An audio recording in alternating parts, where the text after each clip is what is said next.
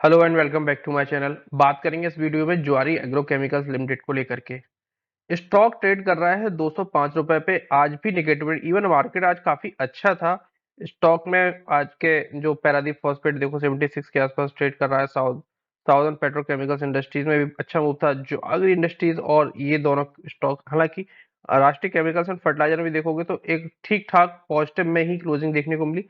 लेकिन ज्वारी एग्रोकेमिकल्स में बहुत तगड़ा डेंट देखने को मिला। शुरुआत तो ठीक थी, लेकिन पिछले कुछ समय से स्टॉक ऐसा ही ट्रेड कर रहा था और आज अपने देखा जाए तो एक सपोर्ट पर भी है।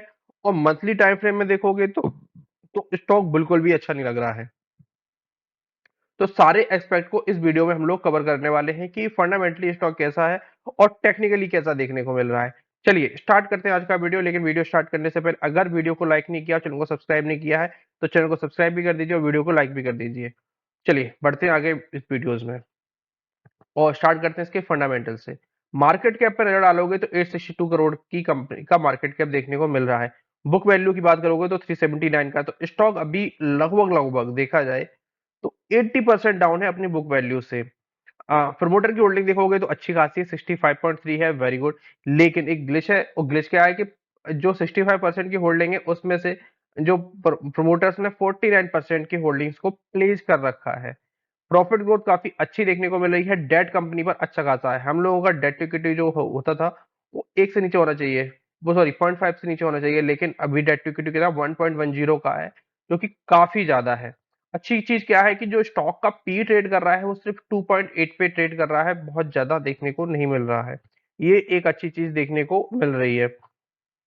और अभी जब दिसंबर का क्वार्टर एंड होगा तब और सॉरी मार्च का क्वार्टर एंड होगा तब और चीजें क्लियर होती हुई देखने को हम लोगों को मिलेंगी।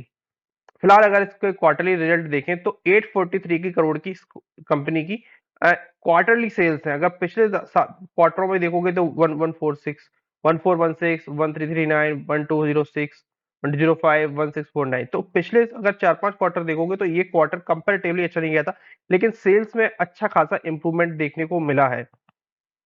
अगर पिछले कुछ सालों में देखोगे तो जहां पे नेगेटिव प्रॉफिट्स निकल के आते थे, धीरे धीरे जो प्रॉफिट्स हैं ऑपरेटिंग प्रॉफिट पे नजर डालोगे तो काफी अच्छे निकल के आ रहे हैं। ये एक्सेप्शनल आइटम्स के ये प्रॉफिट है, जैसे यहाँ पे लॉस हुआ, ये प्रॉफिट्स कुछ एक्सेप्शनल आइटम्स के, कोई लैंड बेच दी, कोई लैंड खरीद ली, तो इन चीजों की देखने को मिलते हैं।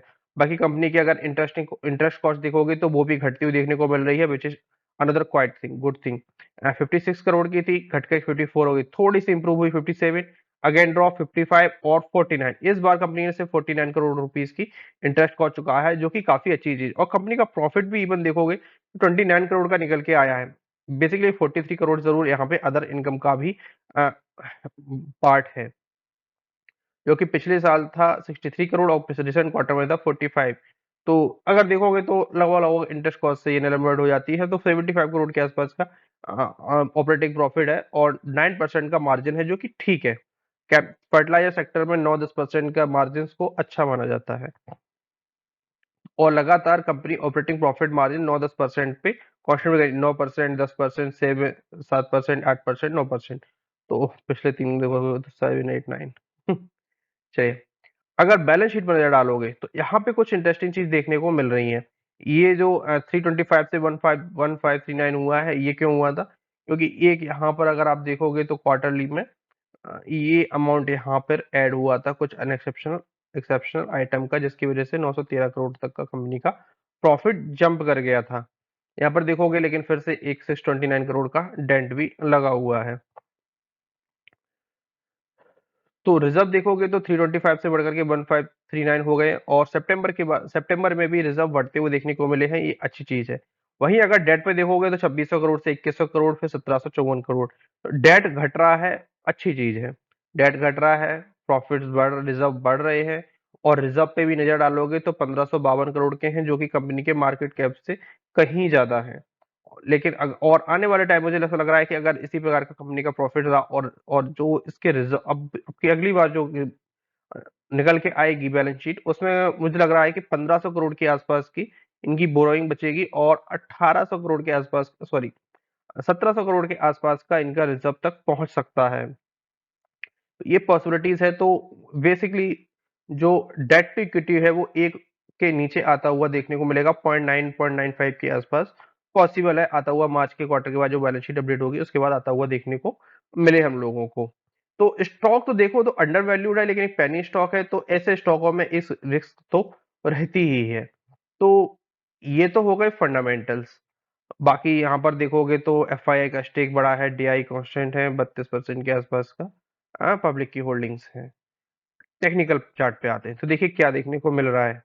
क्लियर कट पिछले महीने स्टॉक में एक बढ़िया सा ब्रेकआउट था, पॉसिबिलिटीज थी कि 307-8 रुपए के आसपास तक स्टॉक जा सकता है, लेकिन यहाँ से एक काइंड ऑफ देखोगे तो स्टॉक ने सस्टेन किया। हालांकि अभी तक जो हमारा स्टॉप लॉस है वो इंटैक्ट है, 187 रुपीज का जो मंथली टाइम फ्रेम के हिसाब से बनाया था हम लोगों ने, वो इंटैक्ट है। 188, 189, 188 रुपीज के नीचे का जो हम लोगों ने स्टॉप लॉस रखा था वो तो इंटैक्ट है, लेकिन स्टॉक कुछ ठीक नहीं लग रहा है मंथली चार्ट में, क्योंकि इस ट्रेंड लाइन के नीचे की क्लोजिंग देखने को नहीं जाता। लेकिन अगर आज क्लोजिंग समथिंग अराउंड 212 रुपए के आसपास हो जाती, 215 रुपए के आसपास हो जाती, तो क्वाइट बैड गुड थिंग होती, अच्छी चीज होती। स्टॉक ऊपर की साइड में क्लोज हुआ और सस्टेन करके हो सकता था आने वाले 15 से 20 दिन में स्टॉक वापस से 256 रुपीज के लेवल्स को ब्रेक कर सकता था। लेकिन अगर हम डेली टाइम फ्रेम में देखें तो एक छोटी सी पिक्चर चेंज होती हुई जरूर देखने को हम लोगों को मिल सकती है।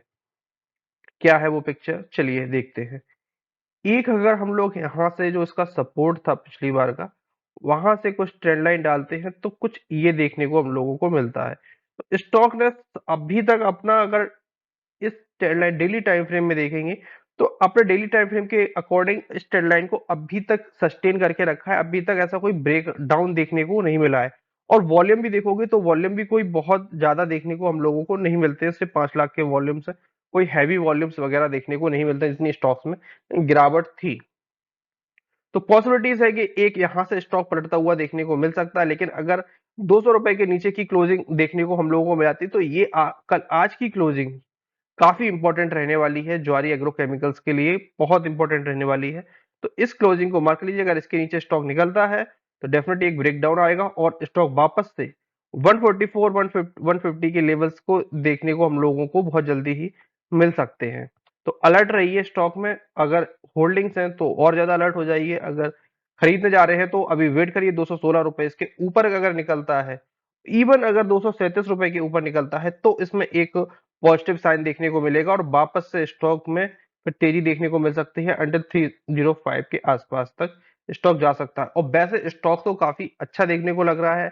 जब पिछले महीने ब्रेकआउट आया था तो स्टॉक में पॉसिबिलिटीज कहां तक थी, तो पॉसिबिलिटीज ऐसे लग रही थी कि स्टॉक हो सकता है कि ये दो टारगेट, एक पहला टारगेट 300 रुपए का, अगला टारगेट कुछ 521 और ये देखने को मिल सकते थे। लेकिन अब भी देखिए स्टॉक उतना वेल टू डू नहीं लग रहा है मंथली चार्ट पर, क्योंकि उसमें जो क्लोजिंग देखने को मिल रही है वो कुछ खास क्लोजिंग देखने को नहीं मिल रही है। लेकिन डेली चार्ट पे एक उम्मीद छोटी सी अभी बची हुई है, क्योंकि डेली चार्ट के अकॉर्डिंग अभी क्लोजिंग देखने को नहीं आई है और मंथली चार्ट जो इंडिकेट करता है। और चूंकि अब मंथली चार्ट पर क्या बना है, मंथली चार्ट पर बन गया है एक इनसाइड बार, इस कैंडल का इनसाइड बार बन चुका है बिल्कुल।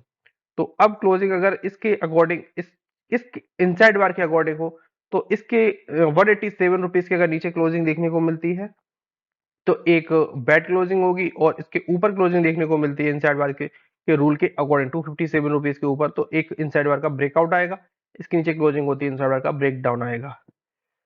तो ये थे ज्वारी एग्रो केमिकल्स को लेकर के डिटेल्स टेक्नो फंडा एनालिसिस। वीडियो कैसा लगा कमेंट बॉक्स में जरूर बताइएगा। मिलते हैं अगले वीडियोस में, धन्यवाद।